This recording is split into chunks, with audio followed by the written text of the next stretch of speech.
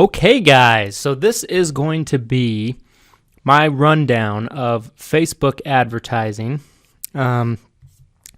So this is not the webinar video that everybody was on.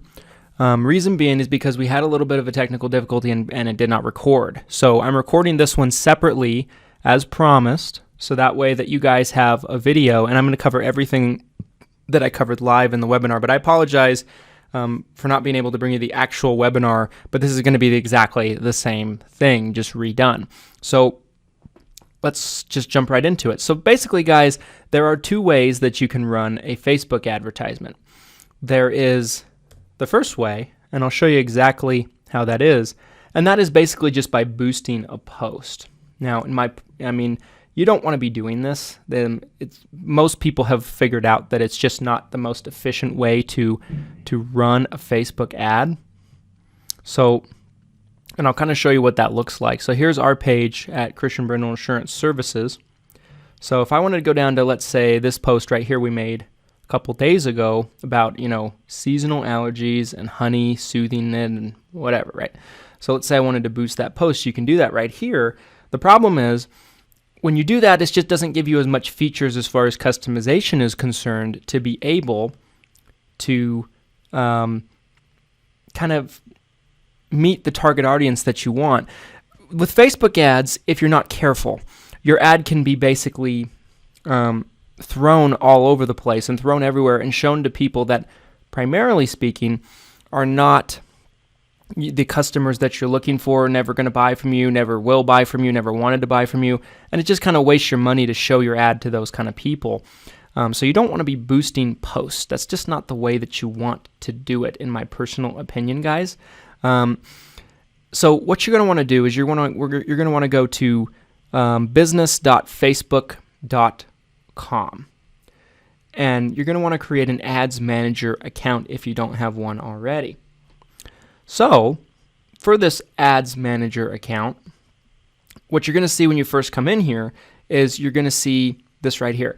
Now, one thing, guys, that I encourage you to do, if you haven't already, there's the people that taught me the most as far as, running Facebook ads and being able to kind of know what I'm doing with this a little bit is, Justin Brock helped me a lot. He was selling a Facebook ads course a while back, which I bought, and he was able to help me off the record a lot, just answer some questions for me, help me out a bunch. He has recently made those videos on YouTube public for everybody to be able to view, and he goes into a lot more detail than what I'm going to go into in this. This is basically just for beginners, so I encourage you to go check that out. It's very, very helpful. Helped me out a lot when I was first getting started. But when you first get into the Ads Manager page, this is what you're going to see. And there's different kinds of ads that you can run, right? So you're going to have all these different kinds of ads that you run. Probably the most popular one you're going to see out there is the lead generation ad. Now, the lead generation ad, primarily speaking, is when Facebook will gather and capture somebody's information for you and send it to you in the form of an ad. Now, you have to be very, very careful when you're doing this, because if you don't do everything exactly perfect the way that they want you to do it, they can, ban your account, or they can, think that you're trying to sell information to third parties and things like that. And there's ways around it, and we'll talk about that in a second here. Video view ads. You can basically, if you have a video that you just want to get a lot of eyeballs on, you can run a video view ad and get that video a lot of exposure very, very quickly. Engagement ads just can kind of help get engagement with a post, get people to comment. Traffic ads can basically funnel people, if you will, into a website or a landing page. Website conversion's kind of the same thing, and that's probably what I would go to if it's a landing page. We don't do catalog sales, store traffic, app installs. None of that's really relevant. And of course, for brand awareness and reach, that's basically just to kind of pump up your Facebook page to your target audience, to kind of build awareness of you and your company. So the one I'm going to show you an example on is going to be the lead generation ads, because that's probably going to be the most popular ones out there. Now, what you're going to see down here with the lead generation ad is, you have a campaign name, so you can name it. So let's say I wanted to do Medicare ad. And down here under campaign budget optimization, you're going to be able to kind of pick, you have two options. You can do a daily budget or a lifetime budget over the course of the ad, whichever you prefer. I typically do a daily budget. You can do $10 a day, $100 a day, whatever your budget will allow you to do so. If you're doing $100 a day, you're probably going to be spending about $3,000 a month. You don't have to start that high. You could even start for $10 a day. And then, the campaign bid strategy, I always just pick lowest cost. And we're going to keep these things the same right here and hit continue. So I have two Facebook pages, business pages. I have a Christian Brindle page and a Christian Brindle Insurance Services page for my agency. We're going to use the Christian Brindle Insurance Services page. So the first thing you're going to notice over here is the amount of people that is your potential reach. That's a lot of people, right? You want to make sure that you're narrowing down to your parameters to where it's not just showing it to anyone and anyone of all ages, size, demographics. You want to customize your ad down a little bit. So 220 million, not what we want to do. So for most of you guys, I'm anticipating that you're probably going to want, obviously, in a certain area. You might not want the entire United States. Maybe you do. Now, one thing you want to basically make sure of is it's going to automatically assign it to people living in or recently in this location. This will include people that might have traveled to that location but might not live in the location. So you can solve this and remedy this by changing it to people living in this location. Now, if you save your audiences in the future, you can essentially, right here, save the audience, come back and put it back in, and it can save you time in the future. Now, you can exclude certain audiences too that can kind of help out with that, So there's different ways that you can kind of do this to kind of lower down and narrow down your search so you're only showing it to the people that you want to show it to. So in my particular situation, I'm going to use Utah because that's where I live. That's where my office is. Now, you can pick particular cities or you can pick the entire state. In my personal opinion, and talking to people that have done Facebook ads at a much broader scale than I have, they have recommended to me that with everybody that's now in the swimming pool, if you will, for Facebook ads, they are in the mindset that essentially what's going to happen is if you narrow down, let's say I'm just looking for Salt Lake City, and I'm just dropping a pin there, and I'm doing a 25-mile radius, and you can customize that if you want to. You can go to 30 miles, 50 miles, whatever it is that you want to do, and as you can see, it widens my parameters a little bit.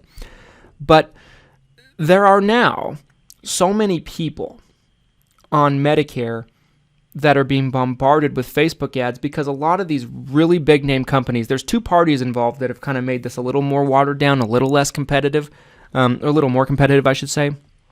And that is the gigantic companies like the eHealths of the world that are just dumping in tons of money that nobody can compete with. When you're running a Facebook ad, you can kind of almost think of it as like a bidding system. You're bidding against that other party. And when someone's spending $10 million on a Facebook ad, it's kind of hard to compete with. And so if you're running just in one particular area like this right here, you're going to have a harder time getting your results. And so because of that, I recommend people use the entire state. And if you're selling face-to-face, might be a little difficult. This really is going to work better if you're selling over the phone, especially if you get a lead for somewhere that's like 6 hours away from you. But because, and the other party that kind of plays a factor is a lot of new agents and a lot of unexperienced agents are now dipping their toes in the water with Facebook ads. I mean, the word is out that it's something that can really do a lot for your business. And so this is one thing you can do is by doing the entire state, or if you're in more than one state, maybe run an entire statewide campaign. Let's say I want to do Colorado. Now I have 2 states that I'm working with. Or maybe I want to do Idaho. Now I have 3 states that I'm working with, and so on and so forth. But for this particular ad, we're just going to run it for Utah, just to kind of give you an example here. So, as you can see, it lowers down my numbers dramatically, but it's still not good enough. I'm trying to sell Medicare health plans. And so obviously I don't want anybody that's not of age to sell Medicare. You can kind of do this a lot of different ways. You could do 64. You can do just 65 and up. Kind of just depends on kind of what you're trying to do. But for this particular example, I'm going to do 64 to 65 and up. Now, the detailed targeting is something that is very, very important. Now, you can limit it by genders if you like. Me personally, I'm not going to do that. I kind of want both. The detailed targeting is something that's really important because you can basically put in things that people might be interested in, and that can kind of narrow down your search to your particular audience member that you're looking for. Let's say I'm looking for retirement. Say I want them to have, or geared towards anyway, an interest in retirement. See, that's an interest. I'm going to have a better chance working with retired people. And you see that narrows down my numbers quite a bit. You can put in AARP as an interest. Probably not an employer, but an interest. You can put in grandparent or grandkids or something like that. I'll just put in grandkids. And my grandkids as an interest, different things like that. You can play with this. You can put in Medicare if you want, but I don't know if that necessarily that's a great interest level, but maybe you could. I don't know. Then, from that point, you can also exclude people and narrow down your audience, which is, in my opinion, very important. So you can, exclude people based on different interest types. I typically recommend for people to exclude people that follow their audience, and maybe you also want to exclude people that are insurance agents, because obviously an insurance agent probably isn't going to buy from you. So you'd want to exclude those. You'd want to exclude people that follow your page, and there is a way to do that.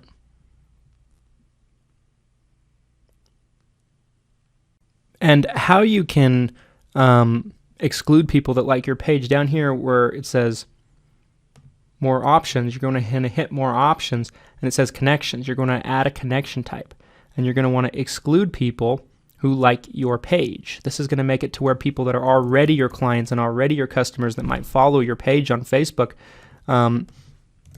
don't see your ad, and it's going to save you a little bit of money. I mean, every little bit helps. So I put in both of my pages right there. Obviously, then there's language right here. So if you speak multiple languages, this might not be as big of a problem. But for me personally, I only speak English. I don't really want to be getting people that speak Spanish or I'm going to have a hard time communicating with. If you do speak Spanish and you really want to target only Spanish speakers, you can do that as well, depending on if you want the Spain Spanish or the other type of Spanish. Just kind of depends on what you want to do. But I'm just going to do English. It doesn't matter to me if it's UK or US. I just want English in general. So as you can see, this lowers our potential reach down to kind of more what we're looking at, our target audience. We don't want to waste our ad spend here. I'm going to want to keep this at automatic placements. This is recommended mainly because the Facebook algorithm is smarter than we are. If we do manual placements, it's more of that we're kind of manually placing it on different things. The Facebook algorithm is going to do a better job at this than I can do. So I want to keep that at automatic placements.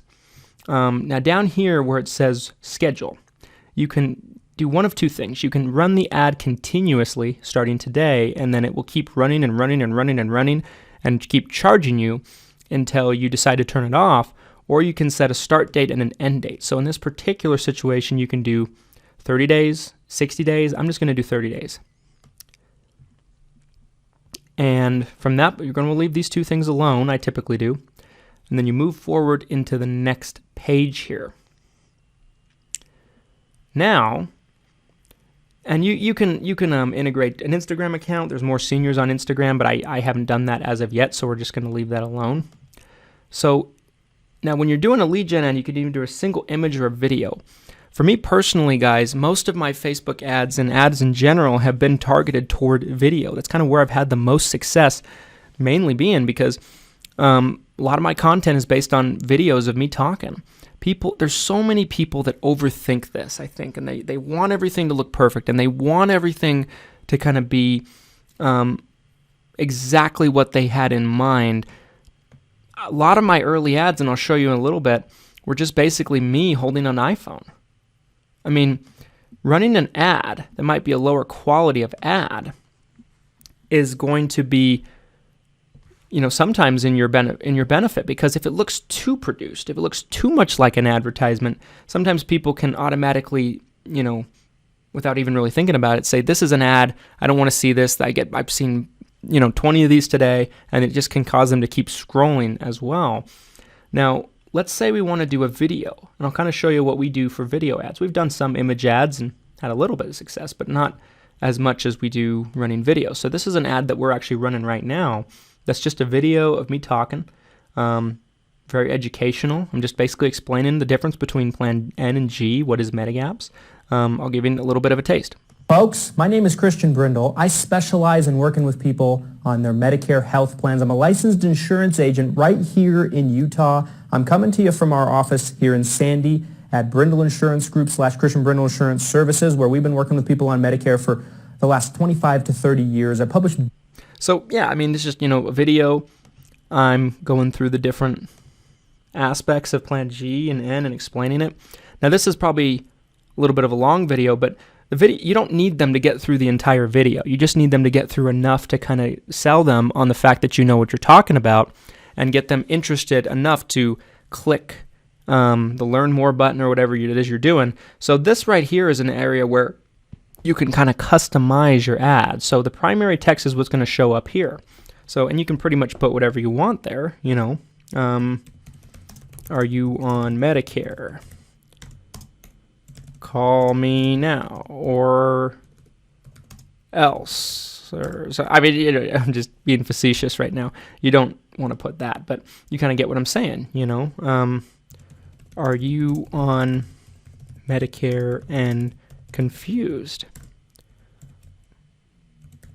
We can help, or whatever it is you want to say. And there's more than one way to skin a cat. I've seen people put an ungodly amount of text in their ads, and it's been successful for them. Me personally, I seem to have done better when I've done it a little bit shorter. Just kind of depends. And maybe I want to put our office number here. A lot of times people will see these ads and they'll actually pick just call if there's a phone number listed, and that's not a bad thing at all. The headline here is basically what you're going to see down here to kind of, sell them on the idea of clicking whatever this button is. So I could put, don't wait to know your choices. And then you kind of see that right there. Then you also want to put what they see as the display link, but that's not as relevant for this type of ad. For the call to action button, guys, I always do learn more, because people are more likely to click on a learn more button than a sign up button or subscribe button. It kind of makes them think that they're actually buying something right then and now, and when in reality they just might want information. Learn more is what we typically go with on that. Now, when you're running a lead gen ad, you have instant forms that you have to customize. Now, typically with the instant forms, if you're doing a lead gen ad, this form is basically going to be the form that Facebook uses in order to capture the person's information. Lead gen ads are primarily, Facebook capturing a person's information for you. Now, that being said, if you don't do everything exactly by the book with the lead gen ads, they can put restrictions on your account, and sometimes you might have to create a new ad account, and it can kind of be a little messy. Now, with lead gen ads, you have to use a third-party company in order to create the bridge, or the form, if you will. You can use Zapier, you can use LeadsBridge. We use LeadsBridge primarily just due to the fact that Zapier doesn't integrate with our CRM at the moment. I would actually prefer to use Zapier if it did. But that's a topic for another day. So if you're going to create a form here, you're going to want to go to New Form. And if you don't have a Zapier account or LeadsBridge or whatever you're using set up ahead of time, then it's going to make you create one of those. But I already obviously do. So the first thing is right here, you can kind of determine if you want more volume or higher intent. Basically what that means is more volume is people are going to be more quick to fill it out. They might have a less quality of lead, but you're going to get more volume. Higher intent means that the algorithm is going to basically more point people that are more likely to buy to the best of its ability, to the best of its knowledge of that person's intentions and what they're looking for and what they're interested in. That kind of depends on what you're looking for. Like if you just kind of think you're a killer and you have a higher chance of closing a sale than maybe another agent would, maybe you want more volume. Maybe you just want the volume and let your sales skills speak for itself. Maybe if you don't feel that confident in your sales ability, you might want someone that's a little higher intent.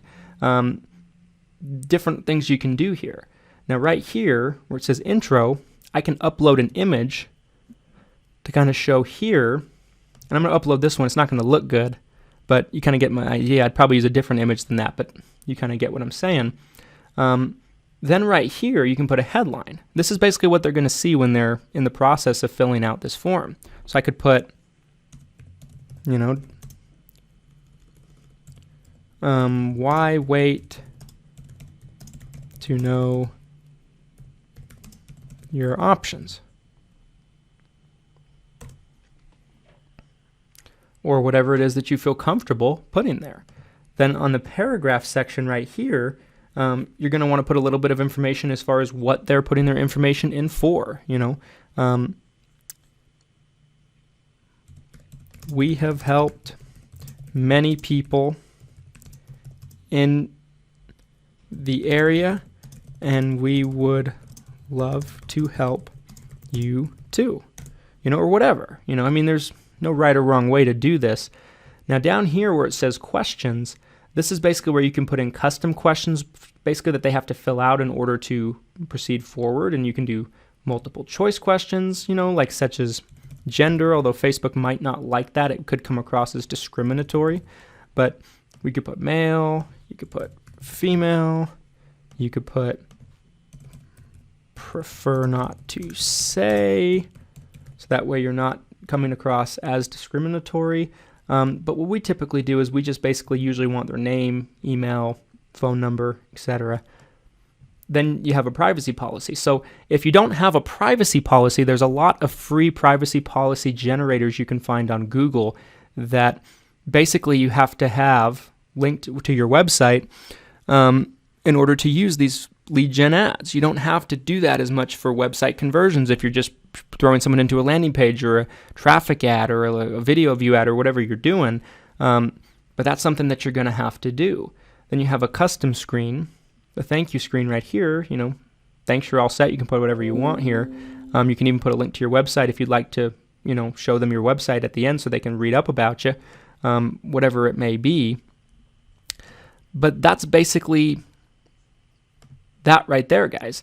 One thing that's important, in my personal opinion, is when you're running Facebook ads, if you're using the word Medicare, one thing we ran into at the beginning is Medicare is kind of looked at as a keyword for political ads. The algorithm thinks that you're running a politics-based ad. Now, Facebook got into a lot of hot water for, political advertising, spreading things that weren't true, and that's kind of why you see a lot of Facebook posts now that they automatically will put, links and stories and corrections to different kind of posts where they fact check things. And about a year to year and a half ago, they kind of got in a little bit of hot water. They had a little bit of controversy going on with the company for this reason, also because of information and privacy laws and everything like that. So Facebook is very intent on not letting you capture people's information unless they've kind of dotted their I's and crossed their T's for you. So if you use the word Medicare, they'll primarily, usually, if you haven't set it up already, automatically flag your ad as a political ad, and you'd have to register your account to run political ads. The other thing, too, is if you don't do everything particularly right and they flag your account as if you're trying to sell information to a third party, it's very hard to undo that. We've had to create multiple, different ad accounts at the beginning to try to get through that trial and error a little bit. But that's basically a lead gen ad, guys, and there's other ways you can do this, and I'll show you some examples of some ads that we've been running lately and over the years that have worked pretty well for us. So I'm going to leave this page here. So here's one we're running right now, and this one primarily is just a video view ad. We're spending about $20 a day on this one. And this one, for the most part, in this particular area for us, is designed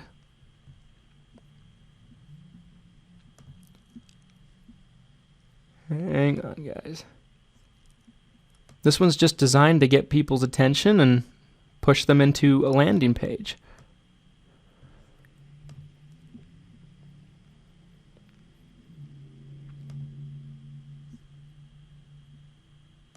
If I can get to the video here. Oh, there we go. We want to review. Oh. There we are.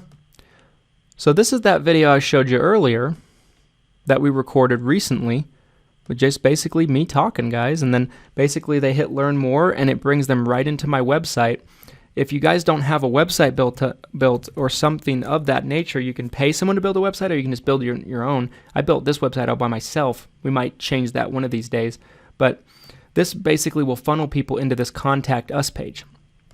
And then if they want to look around, they can look around. And one thing that's very helpful about our website is there's tremendous amounts of content that is all my content with my face all over it, and there's videos of me actually talking. This tremendously builds my credibility up with the client in their eyes when they come look at our site. But this has worked very well for us. A lot of this just depends on what you're trying to do. It might be better to do a lead gen ad, or it might be better just to do a single page landing page, which you can create for free in a lot of instances. But yeah, guys, and I'll show you a couple of others that we've done that have worked pretty well.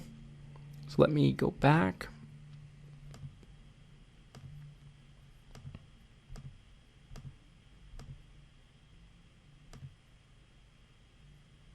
And we also have multiple different ad accounts. So finding the ad I'm looking for, just got to remember which account it's on. Let's see, might be on the other account. Yeah, I think that it is. So, let's see. We've obviously had a lot of campaigns, run a lot of ads.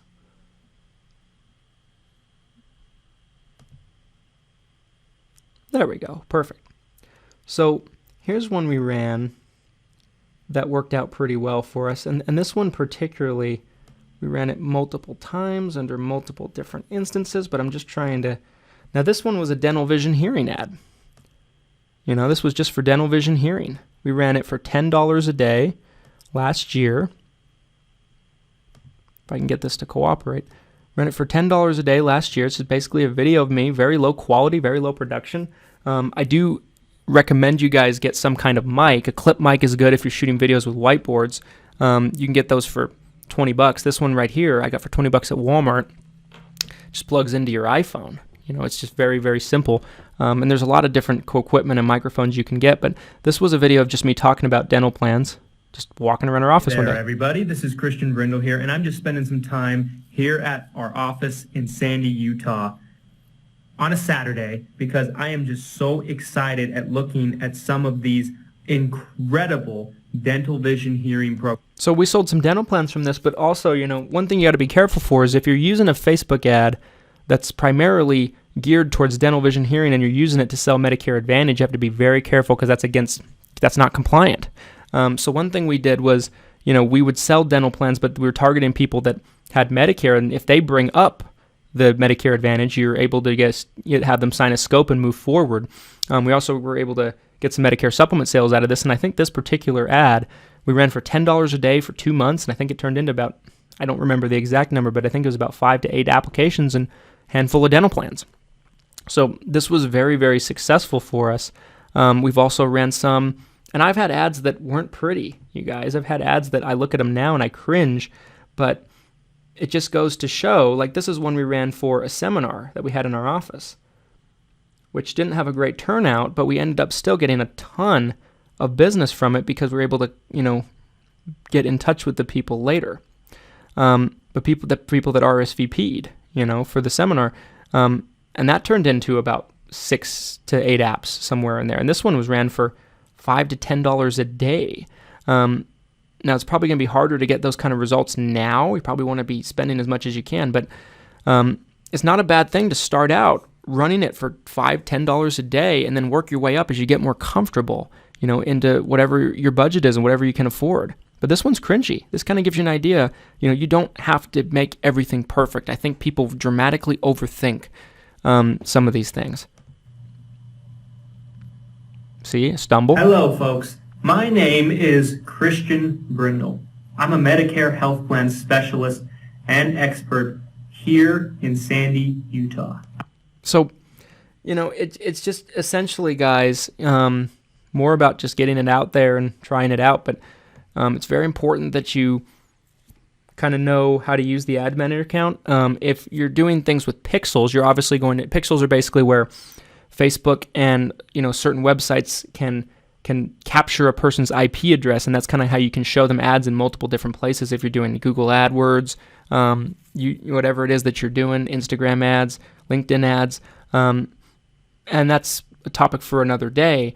But you're going to need to set up a business manager account to set up your Pixel account. But anyway, guys, this is basically as simple as it gets. I think that, in my personal opinion, I think if you can learn how to do this stuff, I think it's going to benefit you dramatically in the future going forward with your business. In my opinion, it's not as much of a blue ocean as it used to be, but it's still very profitable, something that we've been able to profit quite a bit on, and I hope this video helps you.